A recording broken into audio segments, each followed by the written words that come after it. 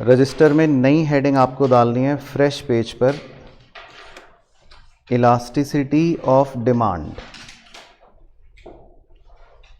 Elasticity of demand. तो ये एक तरह से हमारी मेन हेडिंग है, जिसके अंदर हम बहुत सारी बातें सीखते चलेंगे और लिखते भी चलेंगे, समझते भी चलेंगे। तो ये मेन हेडिंग हो गई इलास्टिसिटी ऑफ डिमांड। तो इसमें आपको लिखना है it is the measure of change in quantity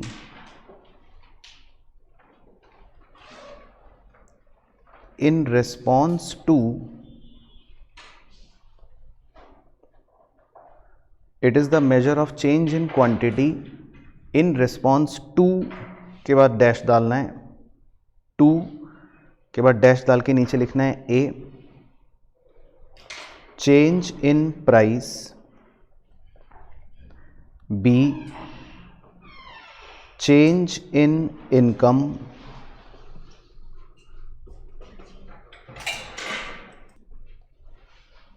C, change in price of substitute good,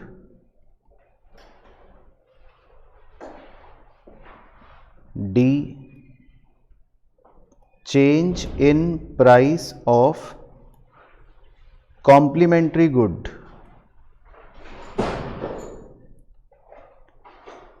और E, change in advertisement expenditure।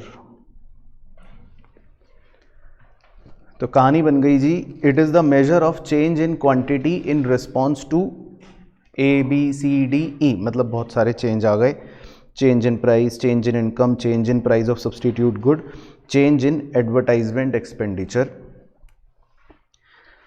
तो इसका मतलब ये है फिलहाल पहली लाइन का कि जो हम टॉपिक पढ़ रहे हैं इलास्टिसिटी ऑफ डिमांड, उसका मतलब ये है बच्चों कि इसमें हम मेजर करते हैं कि भाई क्वांटिटी में जो परिवर्तन हो रहा है उसकी बात हो रही है, चेंज इन क्वांटिटी। ठीक है, उसमें हम किसके परिवर्तन की बात कर रहे हैं? क्वांटिटी के परिवर्तन की बात कर रहे हैं। लेकिन क्वांटिटी में परिवर्तन क्यों हो रहा है? In response to. तो क्वांटिटी में परिवर्तन क्यों हो रहा है? ए, क्या पता प्राइस में चेंज हो, बी, क्या पता सब्सटीट्यूट के प्राइस में चेंज हो, सी, क्या पता इनकम में चेंज हो, डी, क्या पता कॉम्प्लीमेंट्री गुड्स के प्राइस में चेंज हो, या ई, क्या पता एडवर्टाइजमेंट एक्सपेंडिचर की वजह से कोई चेंज हो। बाकी एफ, जी, एच, आई भी बहुत सारे हो सकते हैं, लेकिन वो हमारे कोर्स में नहीं है। तो इन्हीं चेंजेस के हिसाब से हमारे टॉपिकों के नाम पड़ जाएंगे। तो चेंज इन प्राइस के आगे डैश डाल के लिखना, इसे बोलेंगे हम प्राइस इलास्टिसिटी ऑफ डिमांड, इसे बोलेंगे प्राइस इलास्टिसिटी ऑफ डिमांड। तो दूसरे वाले पे आप तुक्का मारो कि दूसरे वाले को क्या बोलेंगे? Income elasticity of demand. ठीक है, तो 85% बच्चों का तुक्का सही। तो दूसरे वाले को बोलेंगे इनकम इलास्टिसिटी ऑफ डिमांड, क्योंकि उसमें इनकम के चेंज की वजह से डिमांड में चेंज हो रहा है। उसके बाद तीसरा यानी कि सी और डी जो है, इन दोनों को एक ही कहते हैं, इन दोनों को कहते हैं cross elasticity of demand, cross elasticity of demand.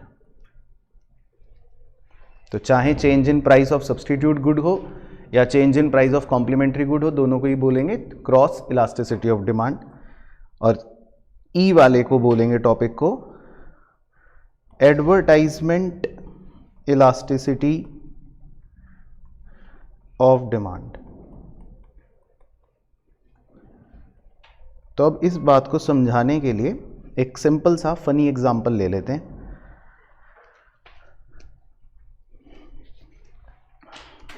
तो ऐसा समझ लो बच्चों कि भाई ये आप खड़े हो यहां पर, ठीक है।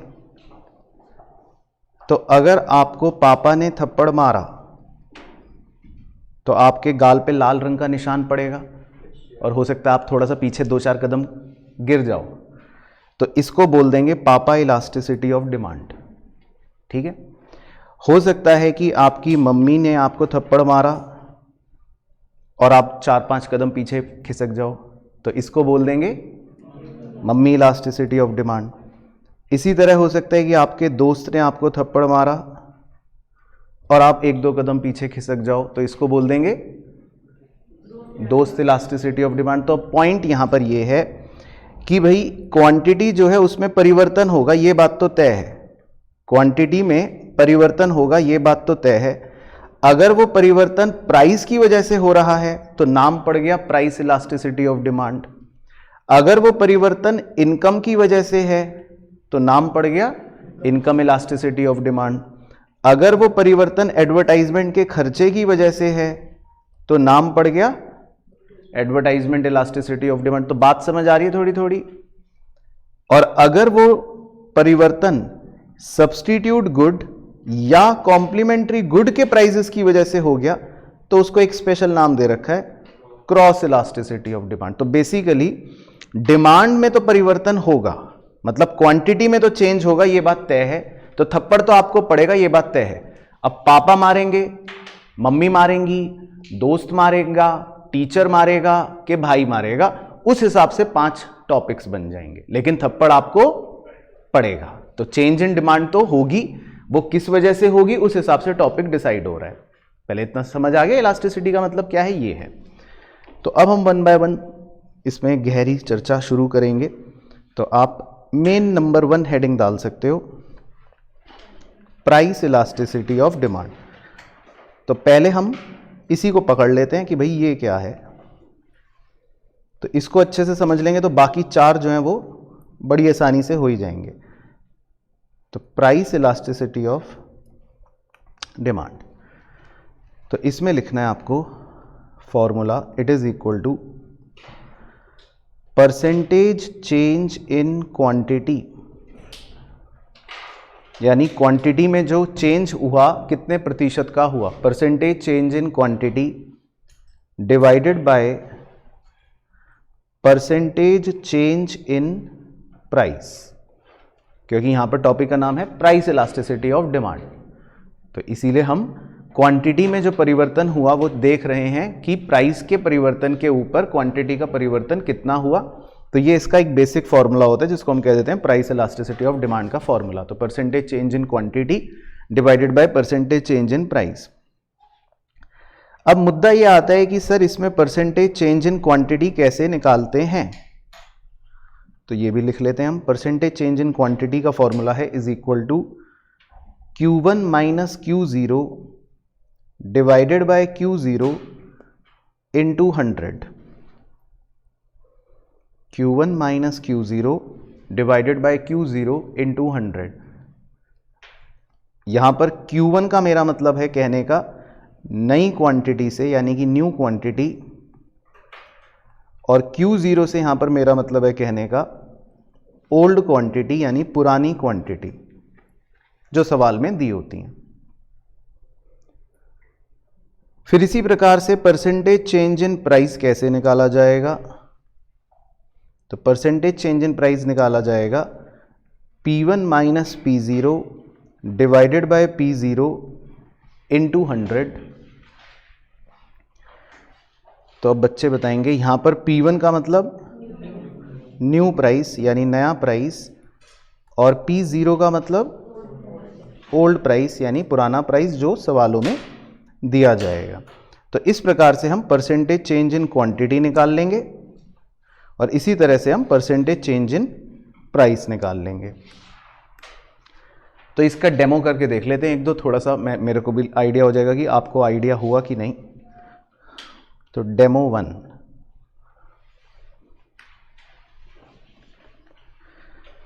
Q1 is equal to 80, Q0 is equal to 100, find percentage change in quantity. तो आपने जो कहा क्या वो सही है, चेक कर लेते हैं। तो फॉर्मूला है परसेंटेज चेंज इन क्वांटिटी निकालने के लिए Q1 minus Q0 divided by Q0 into 100। तो इससे आपको ये पता लग जाता है कितने प्रतिशत का परिवर्तन हुआ क्वांटिटी में। तो Q1 जो है वो आपका 80 है, Q0 जो है वो आपका 100 है। बस आपको वैल्यू पुट करनी है। तो ये जो भी आंसर आएगा, जैसे आपका 100 से 100 कट गया तो बचा कितना, -20। तो इसको -20% बोलना है आपको, क्योंकि हम ये क्या कैलकुलेट कर रहे हैं, परसेंट, है ना, प्रतिशत की कितने प्रतिशत का परिवर्तन है। तो -20% बोलना है आपको। क्लियर हो गया पॉइंट। अब इसकी अंग्रेजी कौन बताएगा कि -20% की अंग्रेजी क्या होगी, वो इंपॉर्टेंट है। तो लिखो, इसकी अंग्रेजी होती है फॉल इन क्वांटिटी बाय 20%। तो इसकी अंग्रेजी लिख लो बच्चों, इसकी अंग्रेजी होती है फॉल इन क्वांटिटी बाय 20%। बताओ मैंने फॉल वर्ड क्यों यूज करा, क्योंकि माइनस का साइन है। अगर प्लस का साइन होता तो मैं क्या यूज करता, राइज इन क्वांटिटी। ठीक है, तो आप इसका मतलब होशियार हो। तो डेमो 2 की तो जरूरत नहीं है, समझ गए परसेंटेज चेंज निकालने के। ठीक है, तो अब हमारा जो मेन फॉर्मूला था, मैं उस पर दोबारा आ रहा हूं। तो हमारा मेन फॉर्मूला था percentage change in quantity divided by percentage change in price, है ना। तो इलास्टिसिटी ऑफ डिमांड का एक सिंबल होता है E, और छोटा सा ऐसा D भी लिख सकते हैं, ED, मतलब इसको ऐसा संबोधित कर देते हैं ED, मतलब इलास्टिसिटी ऑफ डिमांड। तो अब डेमो के नीचे लिखते हैं now ED is equals to, short में लिख लो, percentage change in quantity divided by percentage change in price. Percentage change in quantity divided by percentage change in price, है ना, ये तो हमने लिख ही लिया था। अब इसमें मैं वैल्यूज रिप्लेस कर रहा हूं जो हमने फॉर्मूले दोनों के लिखे थे। परसेंटेज चेंज इन क्वांटिटी का लिखा था Q1 minus Q0 upon Q0 into 100, यही लिखा था। हाँ कर देना, यही था।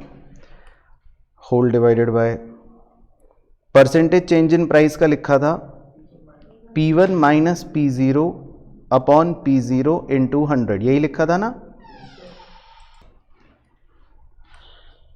ठीक है, तो यही रिप्लेसमेंट्स थे। अब इसको सॉल्व कर लें थोड़ा सा।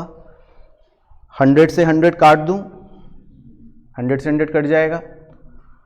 ठीक है, तो Q1 minus Q0 upon Q0 divided by P1 minus P0 upon P0, इसको ऐसे लिख लें, मतलब ऐसे लिख क्या लें, ये है ही यही है।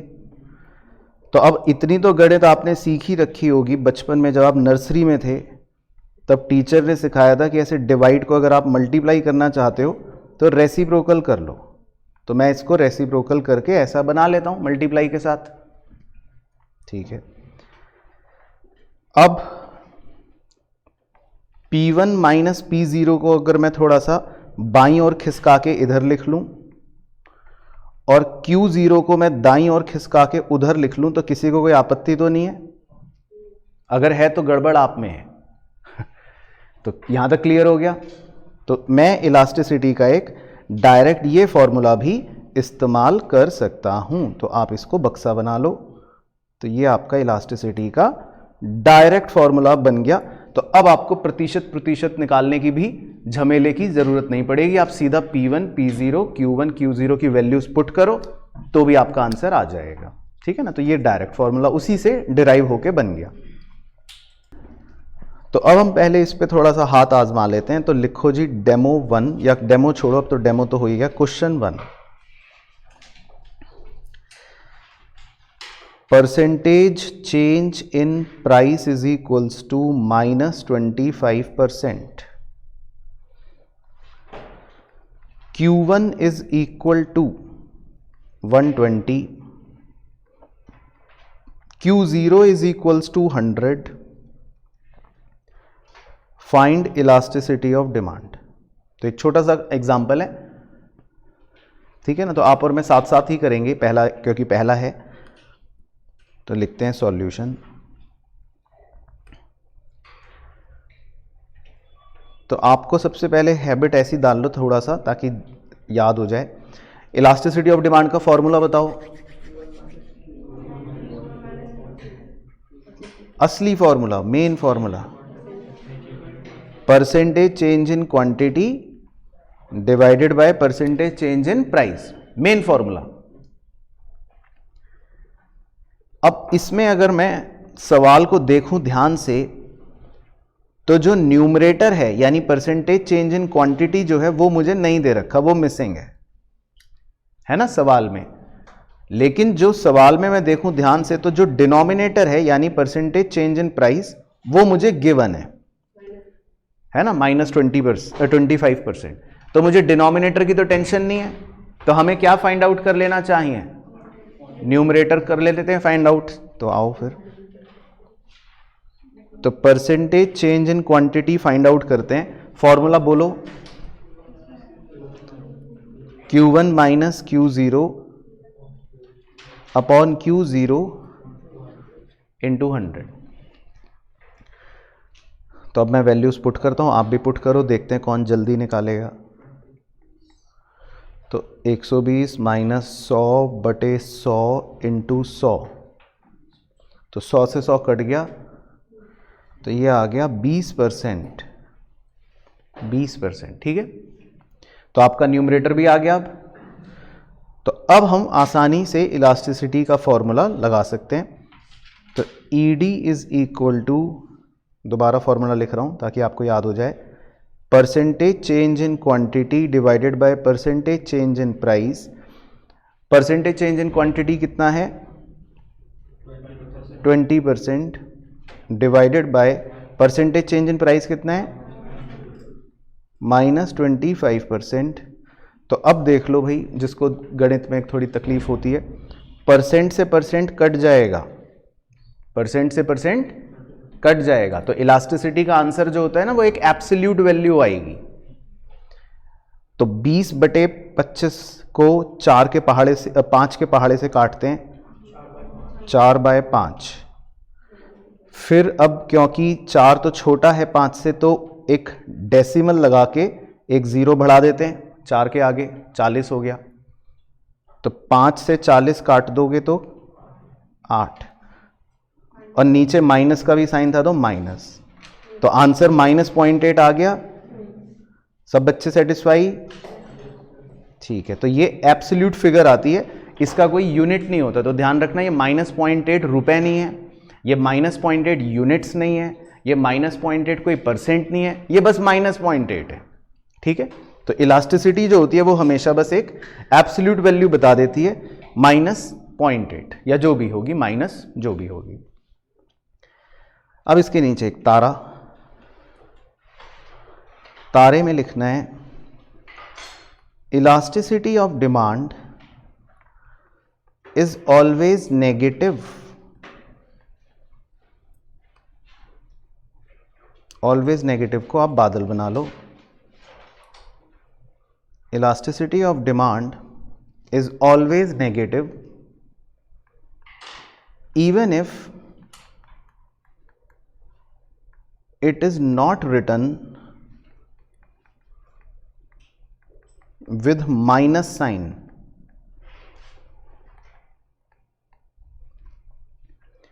तो इलास्टिसिटी ऑफ डिमांड जो होती है बच्चों वो हमेशा नेगेटिव होती है, चाहे वो माइनस साइन के साथ भी क्यों ना लिखी हुई हो।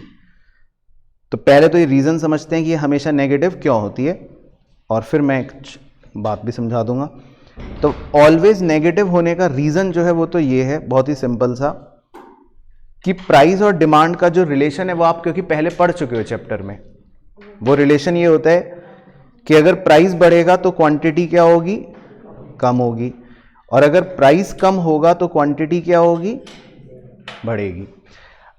अब अगर प्राइस बढ़ रहा है, इंक्रीज हो रहा है, तो उसका परसेंटेज चेंज जो भी होगा वो पॉजिटिव ही आ रहा होगा क्योंकि प्राइस में बढ़ोतरी हुई, और क्वांटिटी क्योंकि कम हो रही है तो क्वांटिटी में जो भी परसेंटेज चेंज आ रहा होगा वो नेगेटिव आ रहा होगा क्योंकि उसमें घटोतरी हुई। इस बात से सब बच्चे सहमत हैं?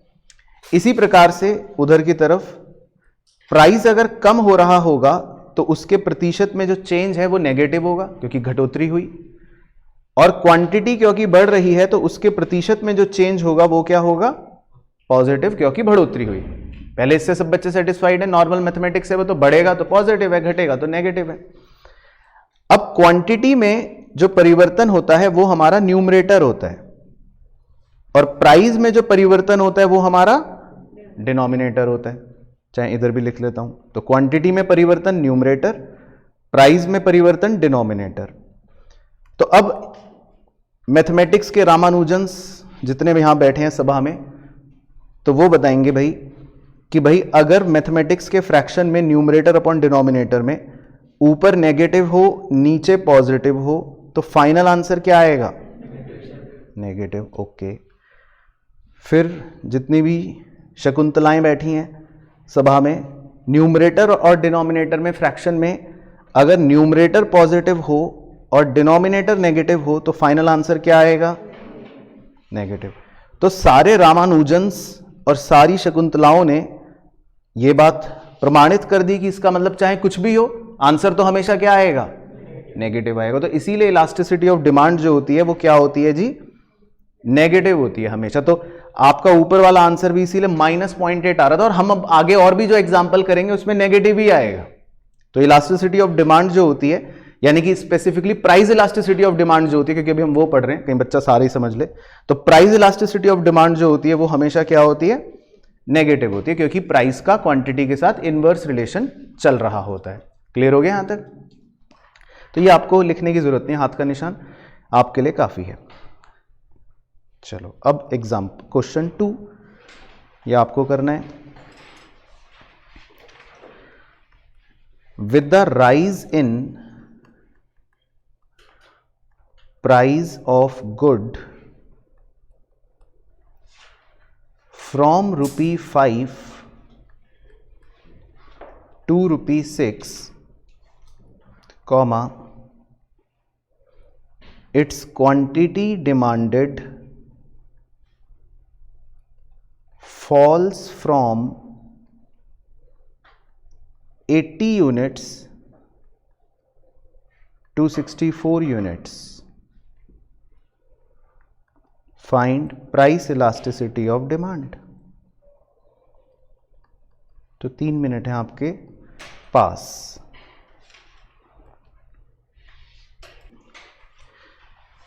तो देखते हैं कि बच्चों का सही है या नहीं। तो इलास्टिसिटी ऑफ डिमांड का मैं डायरेक्ट फॉर्मूला पहले लिख लेता हूं, Q1 minus Q0 divided by P1 minus P0 into P0 upon Q0। यही लिखवाया था डायरेक्ट फॉर्मूला। तो बस अब इसमें आपको वैल्यू पुट करनी है, 64 माइनस 80 बटे 6 माइनस 5 इंटू 5 बटे 80। तो पहले इसमें देख लो भाई, सब बच्चे इसमें संतुष्ट हैं वैल्यू पुट करने में? अगर किसी को नहीं पता मैं फिर भी एक बार बता देता हूं। प्राइस जो था वो पहले था 5 रुपए, तो पहले वाले को कह देते हैं P0, और वो बढ़कर कितना हो गया 6 रुपए, तो नए वाले को कह देते हैं P1 सिंबल के लिए, ठीक है। फिर कह रहे हैं क्वांटिटी फॉल्स फ्रॉम 80, तो क्वांटिटी जो पहले होती है 80 उसको बोल देते हैं Q0, और वो गिरकर हो गई 64, तो 64 को बोल देते हैं Q1, मतलब नई क्वांटिटी। पहले इतना क्लियर हो गया बस। उसके बाद तो आप सारे रामानुजन हुई। 64 माइनस 80 माइनस 16, 6 माइनस 5 1 इंटू 5 बटे 80। 5 और 80 में पहाड़ा चला 16 का, तो 16 पंजे 80, तो वो कट गया 16, 16 से 16 भी कट गया, तो अकेला माइनस ही बचा है, मतलब -1 ही हो गया, ठीक है। तो -1 जो है वो इसका आंसर हो गया। तो क्लियर है सब बच्चों को? अब इसमें ये पॉइंट है कि इसको ऐसे भी लिखा जा सकता है कि price elasticity of demand is equal to 1। Price elasticity of demand is equal to 1, ये है मेन बात।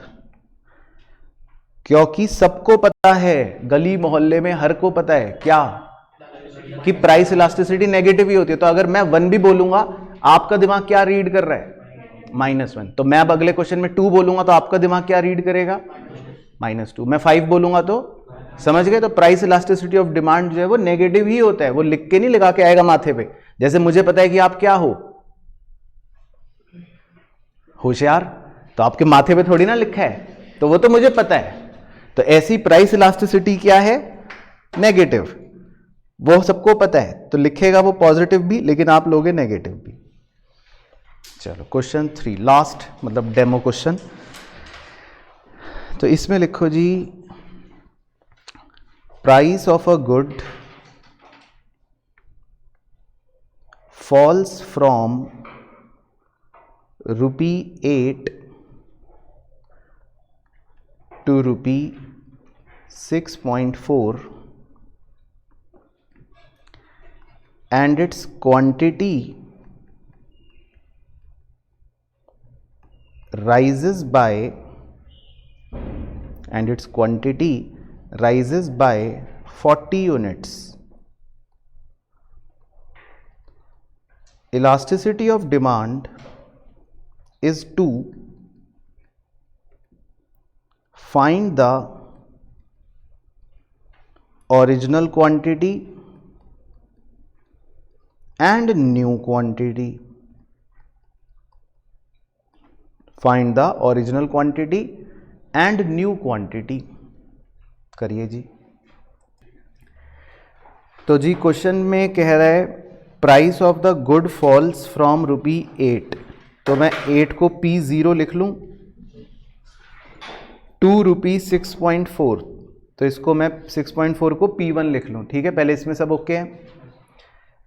तो कह रहा है it's quantity rises by 40 units, इसकी क्वांटिटी 40 यूनिट्स से बढ़ गई। ईडी इज 2, तो आपकी नजरों ने क्या पढ़ा, -2। Very good. Find the original quantity, original quantity का मतलब है Q0 और न्यू क्वांटिटी का मतलब है Q1। तो आपको दो चीजें निकालनी है, Q0 और Q1। पहले सवाल समझ आ गया सब बच्चों को? ठीक है, तो मैं Q0 को x ले रहा हूं, लेट कर रहा हूं। मैं ये मान लेता हूं कि पहले जो भी क्वांटिटी थी, अब मुझे तो नहीं पता, वो x थी मान लो। ठीक है, अब उसने बीच में एक सेंटेंस दे रखा है कि क्वांटिटी जो है वो बढ़ गई, 40 यूनिट से बढ़ गई। तो अगर मेरी क्वांटिटी पहले x थी और वो 40 यूनिट से बढ़ गई, तो क्या मैं Q1 को x + 40 लिख लूं?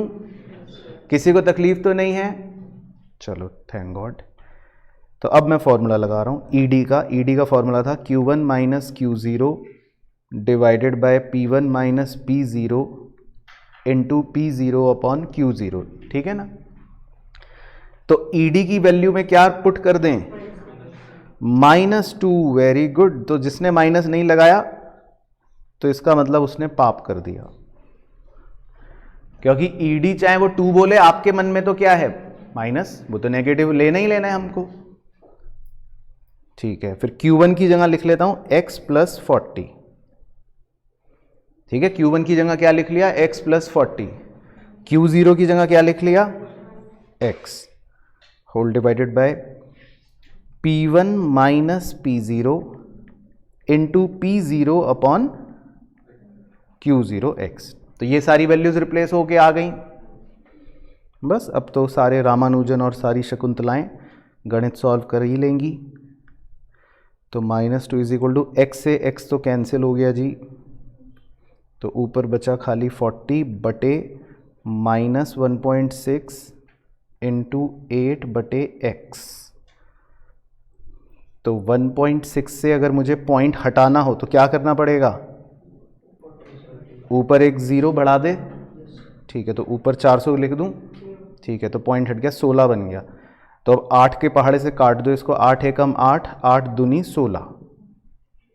फिर 2 के पहाड़े से 400 को काट दो, तो 2 200 ऊपर आ गया। ठीक है, यहां तक सही? ठीक है, अब क्रॉस मल्टीप्लाई कर देता हूं, तो -2 = 200 बटे -x, यही बचा हुआ है। तो अब -x को उधर क्रॉस मल्टीप्लाई कर देता हूं, तो क्या बन जाएगा, 2x। ठीक है, -x उधर चला गया लेफ्ट हैंड साइड में, तो therefore x is equals to, बताओ x का आंसर क्या आ गया, x इज इक्वल टू 200/2, तो 200/2 हो गया 100 यूनिट्स। तो आपका Q0 का आंसर तो 100 आना चाहिए, तो किस किस का 100 आया? ठीक है, तो ये वो बच्चे हैं जो झूठ बोल रहे हैं। अब तो चेप के तो आ ही जाएगा। चलो ठीक है, फिर Q1 का आंसर बताओ, Q1 का 140, ठीक है, तो Q1 का आंसर आएगा 140 यूनिट्स, ठीक है। तो बेसिकली इसमें 2 आंसर्स निकालने को कहा था, और जैसी मुझे उम्मीद थी और भरोसा था कि आप फेल होंगे, तो आप मेरे उम्मीदों पर और भरोसे पर पूरी तरह से कायम रहे, तो बहुत बहुत बधाई। तो इसके Q0 का आंसर है 100 यूनिट्स और Q1 का आंसर है 140 यूनिट्स। तो समझ आ गया प्रोसेस? तो अब आप फ्रेश पेज पर आओ, और फ्रेश पेज पर अब एक छोटी सब हेडिंग है। चल अभी प्राइस इलास्टिसिटी ही रहा है और आज पूरा वही चलता ही रहेगा, लेकिन एक छोटा सा सब टॉपिक है, इसका नाम है पॉइंट इलास्टिसिटी। पॉइंट इलास्टिसिटी, तो अब ये क्या चक्कर है सर, पॉइंट इलास्टिसिटी? तो ये बहुत ही छोटा सा चक्कर है। पॉइंट इलास्टिसिटी चक्कर ये है कि कोई व्यक्ति अगर ये कह दे कि भाई चलो एक डिमांड कर्व बनाना, तो हम कहते हैं ठीक है अभी बनाते हैं 2 सेकंड में, ये लो बन गया। डिमांड कर्व वैसे ही बनाया था हमने, याद है ना, डाउनवर्ड स्लोपिंग। फिर वो व्यक्ति कह रहा है मैं इसमें कोई बिंदु मार्क करूंगा, मैं इसमें कोई पॉइंट मार्क करूंगा, तो हम कहते हैं कर लो, तुम्हें जहां पॉइंट मार्क करना है। तो उसने एक बिंदु लगा दिया, तो क्या नाम बन गया टॉपिक का? पॉइंट। और वो आदमी कह रहा है अब मुझे तो इस पॉइंट की इलास्टिसिटी बताओ, इस पॉइंट पर क्या इलास्टिसिटी है। तो इस टॉपिक का नाम क्या पड़ गया? Point elasticity. तो पॉइंट इलास्टिसिटी का मतलब होता है, अब ये डायग्राम आप बना के लिखो कि जब तक मैं लिख रहा हूं, elasticity is to be measured at a particular point on demand curve। तो वो आदमी ने यहां पे हाथ का निशान बना दिया, बिंदु बना दिया, और कह रहा है मुझे इस बिंदु पर क्या इलास्टिसिटी है ये बताओ। तो इस बिंदु पर इलास्टिसिटी पूछने का मतलब हो गया टॉपिक का नाम पॉइंट इलास्टिसिटी। तो ये टॉपिक का नाम ऐसे पड़ गया कि elasticity is to be measured at a particular point on demand curve. तो लिखते हैं formula.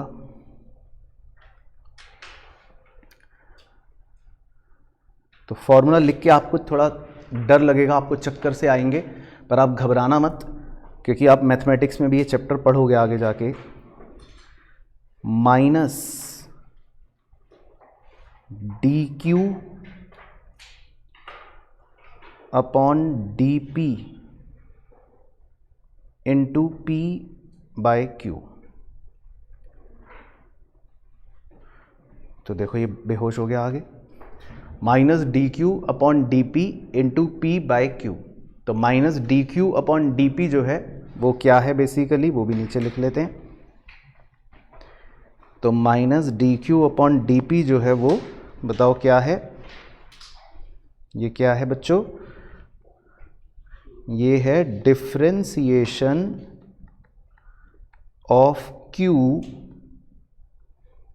With respect to p। बस सर अब हम छोड़ रहे हैं।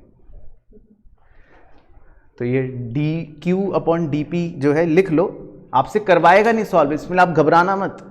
ये इकोनॉमिक्स के एमसीक्यू पेपर में आपसे सॉल्व नहीं करवाएगा, नहीं तो बच्चे छत से कूदना शुरू कर देंगे कि इसमें भी डिफरेंशिएशन आ गया, मैं तो वहां पे छोड़ के गया था मैथ्स में। तो इसमें बस आपको ये फॉर्मूला याद होना चाहिए कि minus dq upon dp into p by q। और माइनस dq अपॉन dp का मतलब ये है कि हम q को डिफरेंशिएट कर रहे हैं p के रेस्पेक्ट में। तो जैसे आप जब डिफरेंशिएशन पढ़ोगे, या पढ़ चुके हो या नहीं भी पढ़ोगे अगर, तो भी बता देता हूं, तो वहां पे भी y और x 2 होते हैं, तो जिसमें y को डिफरेंशिएट करते हैं x के रेस्पेक्ट में। तो वैसे ही कुछ यहाँ पे कॉन्सेप्ट है। खैर फिर भी अब सब भूल जाओ, मैं आपको सिंपल इकोनॉमिक्स के तरीके से ही बता देता हूं अब, बस उसके लिए आपको मेरी बात को ध्यान से सुनना है, ठीक है। फिर ये आप बाद में बादल में बना लेना तो आपको मजा आ जाएगा। अब ओरिजिनल ईडी वाला फॉर्मूला एक बार बताओ क्या था, ये वाला। इसमें तो किसी को भय नहीं था, इसमें तो किसी को डर नहीं था ना, ये तो अपना सिंपल है, ठीक है। अब Q1 माइनस Q0 जो है, इस पे थोड़ा सा बस फोकस करो न्यूमरेटर पर। Q1 माइनस Q0 का मतलब है कि मेरी नई क्वांटिटी मान लो है 100 और पुरानी क्वांटिटी है मान लो 80 80, तो इसका मतलब कि आपका कितना चेंज हो गया 20 का, है ना। तो क्या मैं Q1 माइनस Q0 को डेल्टा Q लिख दूं? अब तो डर नहीं लग रहा, डेल्टा Q, ठीक है। और P1 माइनस P0 को डेल्टा P, ठीक है। तो बच्चों का डर निकल गया, तो ये बन गया फॉर्मूला। अब डेल्टा का पहला अल्फाबेट क्या है? D, तो डेल्टा को D भी लिख सकते हैं ऐसा। ओ, तो सर अब कोई डर नहीं लग रहा। तो ये आपका पॉइंट इलास्टिसिटी का फॉर्मूला बन गया, यही लिखा था ना आपने। और बाकी इलास्टिसिटी हमेशा क्या होती है? नेगेटिव होती है, तो इसलिए एक माइनस का साइन लगा देते हैं आगे, क्योंकि इलास्टिसिटी हमेशा क्या होती है? नेगेटिव। Q बढ़ेगा तो P घटेगा, P बढ़ेगा तो Q घटेगा, तो इसीलिए माइनस का साइन एक सिंबॉलिक वे में लगा दिया जाता है। तो बेसिकली आपने ये लिखा है, तो अब तो याद रहेगा पॉइंट इलास्टिसिटी का फॉर्मूला, तो बस आपको ये लास्ट वाला याद रखना है। तो ये एक छुटकू सा पॉइंट होता है पॉइंट इलास्टिसिटी। WRT क्या है? एक नॉन मैथ्स का बच्चा पूछ रहा है। विद रेस्पेक्ट टू, तो ये लिख लो अगर किसी को नहीं पता, विद रेस्पेक्ट टू, WRT इसको शॉर्ट में लिखते हैं वैसे तो। चलो खैर, तो आपको क्लियर हो गया। तो पॉइंट इलास्टिसिटी में आप अगर 1 नंबर में MCQ में पूछेगा तो बस फॉर्मूला पूछ लेगा, तो आप क्या फॉर्मूला यूज कर लोगे? लिख लोगे MCQ में tick minus DQ upon DP into P by Q। अब है जी इसके बाद अगले पेज पर, ये भी सब टॉपिक है एक छोटा, इसका नाम है ज्योमेट्रिक मेथड। ज्योमेट्रिक मेथड, और इसमें एक छुटकू सा एरो डाल के लिखना है measuring elasticity, measuring elasticity on different points on linear demand curve. ये इसमें कीवर्ड जो है ये लास्ट के 3 हैं, लीनियर डिमांड कर्व। तो ये लीनियर डिमांड कर्व वर्ड अगर कहीं पे देखो तो आंख मीच के ज्योमेट्रिक मेथड जो है वो आपके दिमाग में आ जाना चाहिए। तो वो मैं भी समझाऊंगा कि ये क्या है वैसे। तो measuring elasticity on different points on linear demand curve. तो सर इसका क्या मतलब है लीनियर डिमांड कर्व का? तो लीनियर डिमांड कर्व का मतलब है, बना लेते हैं कि एक व्यक्ति कह रहा है कि भाई मुझे लीनियर डिमांड कर्व बना के दिखाओ। तो हम कह रहे हैं ठीक है तुम्हें लीनियर डिमांड कर्व बना के दिखा देते हैं। तो लीनियर डिमांड कर्व का मतलब है कि ये वाई एक्सिस को भी अपना बिल्कुल टच मान लो कर रहा है और ये बिल्कुल सीधी पट्टी नीचे आ गई झूलेगी एक्स एक्सिस तक। तो इस डिमांड कर्व को बोल दिया लीनियर डिमांड कर्व। ठीक है, लीनियर डिमांड कर्व। बचपन में झूले पे झूलते थे ना फिसल पट्टी वाला। तो बताओ इसका स्लोप कैसा है? Downward sloping. तो मैं आधी जवानी अपनी बर्बाद कर चुका बच्चों को ये सिखाते सिखाते कि डाउनवर्ड स्लोपिंग तो कर्व है, स्लोप को बोला जाता है या तो इंक्रीजिंग या डिमिनिशिंग या कांस्टेंट। तो अगली आधी जवानी भी शायद बर्बाद हो जाएगी लेकिन बच्चा नहीं सीखेगा। तो स्लोप इज कांस्टेंट। तो जब अगर पट्टी बिल्कुल सीधी है तो इसका स्लोप क्या होता है? कांस्टेंट होता है। अगर उसमें कुछ ऐसे झुकी झुकी पीठ की तरह होता है तो उसको बोल देते हैं डिमिनिशिंग। तो ये सीखेंगे, वैसे चिंता वाली बात नहीं है, प्रोडक्शन में भी सिखा दूंगा आपको, कोई बात नहीं। और अगर उसमें थोड़ा सा तेजी होती है तो स्लोप बोल देते हैं इंक्रीजिंग। तो स्लोप जो होते हैं वो 3 प्रकार के ही होते हैं, या तो इंक्रीजिंग होंगे या डिमिनिशिंग होंगे या कांस्टेंट होंगे। तो ये वाली फिसल पट्टी का स्लोप जो होता है वो कैसा होता है? कांस्टेंट, क्योंकि आप ऊपर से बैठोगे तो ऐसा नहीं है कि ऊपर ज़्यादा डर लग रहा है, नीचे आपको कम डर लग रहा है, बराबर रहेगा, सेम कांस्टेंट। अच्छा, अब यहाँ पे जो व्यक्ति है वो क्या कह रहा है? व्यक्ति कह रहा है कि measuring elasticity on different points on linear demand curve. वो कहता है मुझे अलग अलग पॉइंट्स पर मैं पूछूंगा तो मुझे बताना। तो मैं कहता हूँ चलो तुम अलग अलग पॉइंट्स मार्क कर लो। तो उसने एक पॉइंट ये मार्क कर लिया ए, एक पॉइंट ये मार्क कर दिया उसने बी, एक पॉइंट बिल्कुल बीचों बीच बिंदी मार्क कर दी उसने सी, एक पॉइंट उसने ये मार्क कर दिया डी, और एक पॉइंट उसने ये मार्क कर दिया ई। कह रहा है मैंने बिंदियां बना दी हैं अलग अलग। तो कह रहा है मुझे इन बिंदियों पर बताओ कि इलास्टिसिटी क्या होगी। तो पहली बात तो ये कि कौन सा डिमांड कर्व है, लीनियर डिमांड कर्व है, और यहां पर एक बिंदी पे नहीं पूछ रहा, वो अलग अलग बिंदियों पे पूछ रहा है। तो इसीलिए टॉपिक का नाम क्या पड़ गया? Geometric method. ठीक है, तो ज्योमेट्रिक मेथड जो है वो जो हम सीखेंगे वो सिर्फ और सिर्फ एक एक्सक्लूसिव चीज है जो सिर्फ लीनियर डिमांड कर्व पर ही चलता है। पहले टॉपिक क्लियर हो गया क्या है? ठीक है, तो आप भी बिंदियां मार्क कर लो ए बी सी डी ई, और मैं पहले सीधा आंसर लिख रहा हूं फिर इसका लॉजिक समझाऊंगा। तो पहले इन सब के आगे एरो डाल के लिख लो। ए के आगे लिखना elasticity is equal to infinity, B के आगे लिखना elasticity is greater than 1, C के आगे लिखना elasticity is equal to 1, D के आगे लिखना इलास्टिसिटी इज लेस देन 1, और ई के आगे बताओ इलास्टिसिटी इज इक्वल्स टू 0। तो अभी तो ऑब्वियसली आप क्योंकि लिख रहे हो आपको तो क्या पता मैं कुछ भी लिखवा दूं, तो क्या रीज़न है, क्या लॉजिक है, लेकिन अब हम समझेंगे। तो पहले आप लेकिन लिख लो। तो अब आप इसके नीचे लिखना कि ये कैसे पता चला, क्या इसका लॉजिक है। तो लिखो elasticity is equal to, formula जो मैं लिखवाऊंगा main, elasticity is equal to lower segment divided by upper segment, lower segment divided by upper segment. इसको आप चाहे बादल बना लो, ये आपका मेन फॉर्मूला है जो आपको याद रखना है। Lower segment divided by upper segment, ठीक है, तो ऐसे याद रखना है, लोअर अपॉन अपर। चलो अब हम आपके पसंदीदा पॉइंट पर प्रूफ करके बताएंगे कि ये क्या हुआ। तो ए बी सी डी ई जो है उनमें से ए और ई को छोड़ के कोई भी एक पॉइंट पर जो आपको लॉजिक समझना हो तो वो पॉइंट मुझे बता दो।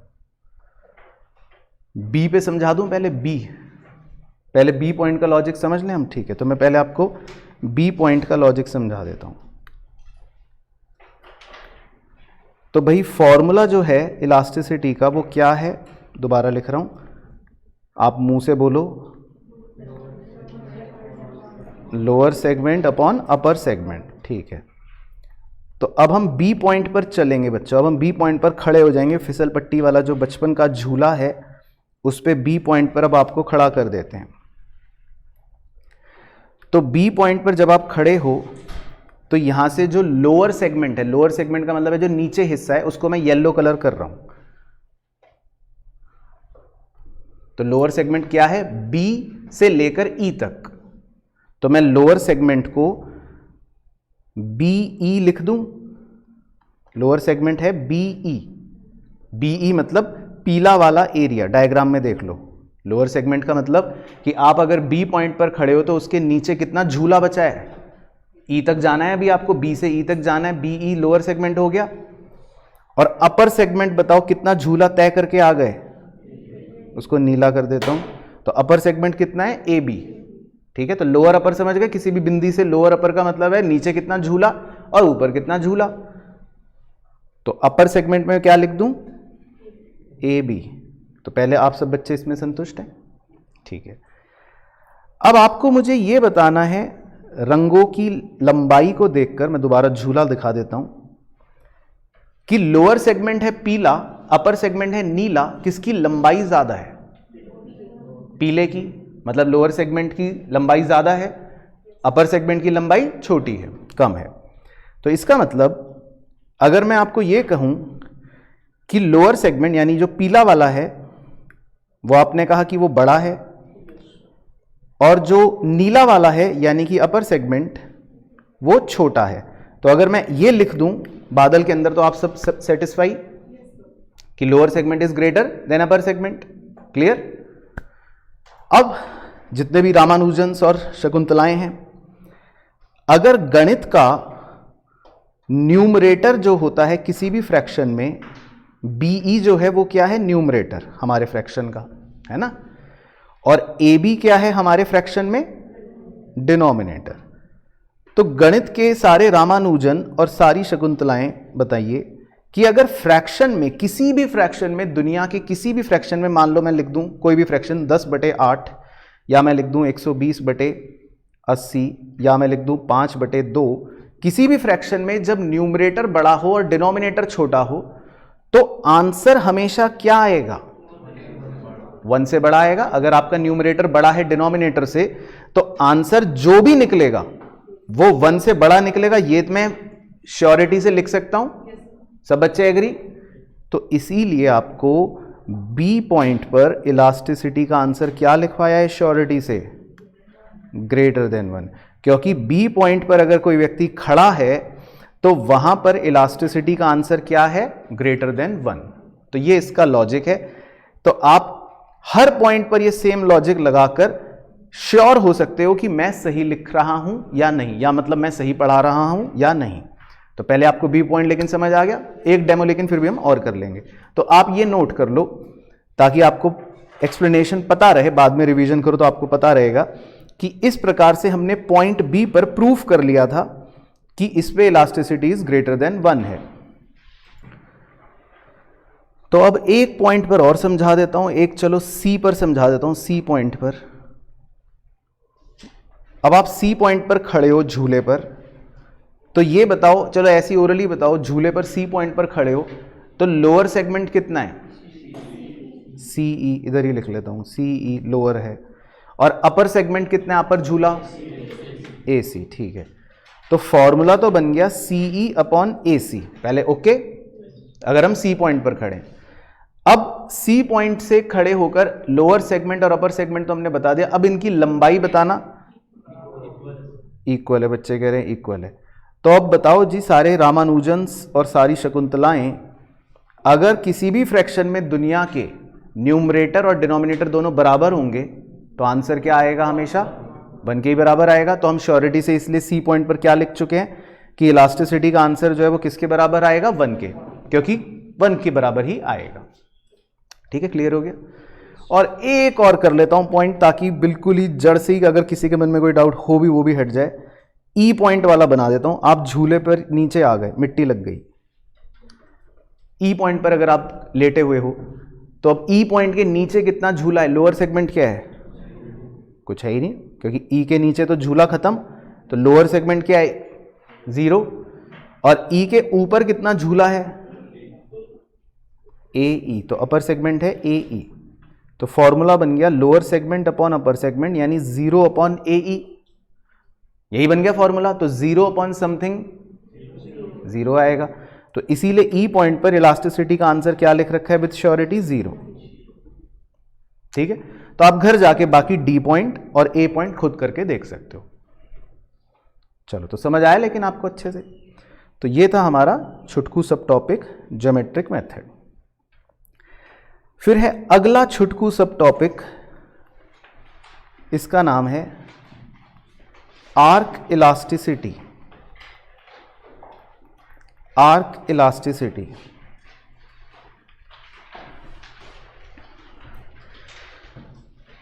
तो सर ये क्या है आर्क इलास्टिसिटी? तो इसमें लिख लेते हैं छोटा सा एरो डाल के, to measure elasticity over a certain portion of demand curve,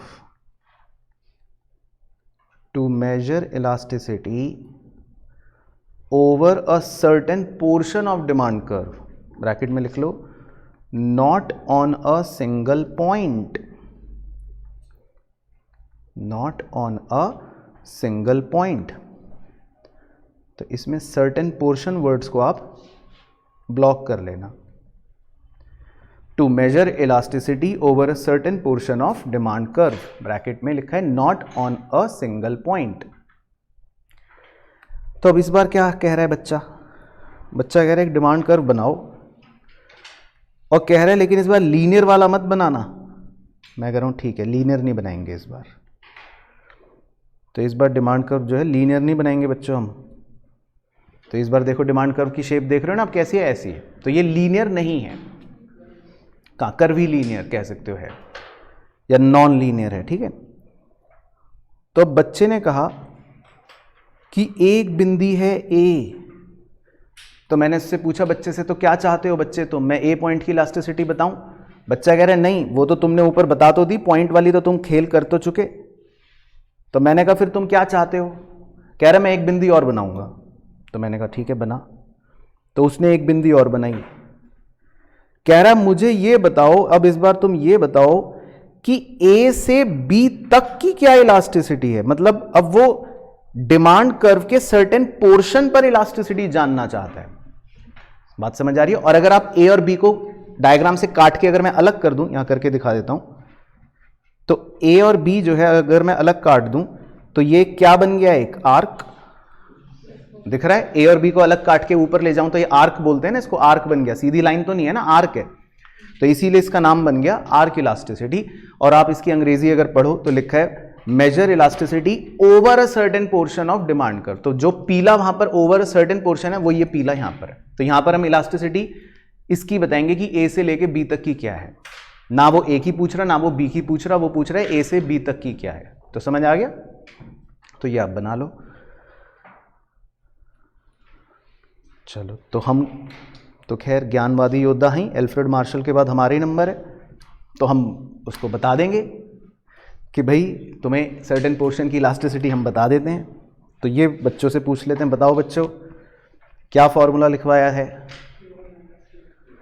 Q1 minus Q0 divide by Q1 plus Q0 into P1 plus P0 P1 minus P0। तो देखो साक्षात एल्फ्रेड मार्शल जी बैठे हुए हैं हमारे बीच, तो फिर कैसी टेंशन।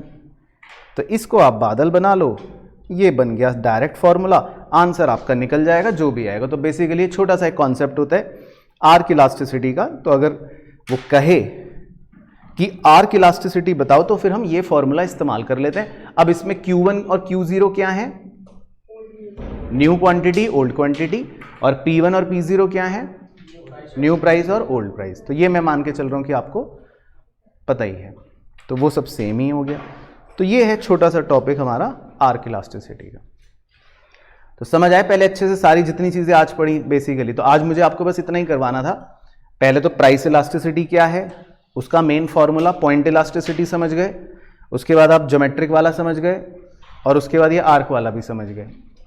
फॉर्मूला सबका आपके पास है, तो अगर वो आर्क इलास्टिसिटी से पूछेगा तो भी हम फॉर्मूले से निकाल देंगे, या फिर वो अपने ओरिजिनल फॉर्मूले से पूछ सकता है जिससे हमने 3 डेमो क्वेश्चन करके देख लिए थे।